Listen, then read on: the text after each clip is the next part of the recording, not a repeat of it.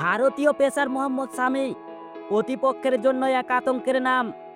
ভারতের অনেক সাফল্য রয়েছে এই গতি তারকার, কিন্তু শামি নিজেও আতঙ্কিত ছিলেন একজনের ভয়ে। সেই হচ্ছে তার সাবেক স্ত্রী হাসিম জাহান।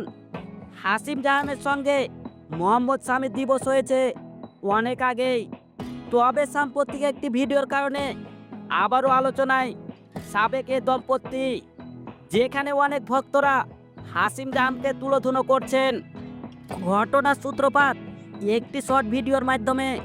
মোহাম্মদ শামির সাবেক স্ত্রী নিজের ফেসবুক পেজে একটি ভিডিও আপলোড করেছেন, যেখানে তাকে নাচতে দেখা যায়। তবে তিনি যে পোশাক পরে নেচেছেন, যেভাবে নেচেছেন, তার জন্য হচ্ছে সমালোচনা। রীতিমতো খোলামেলা পোশাকে নেচেছেন হাসিম জাহান, আর এ কারণে বিষয়টা ভালোভাবে নেয়নি নেটিজেনেরা।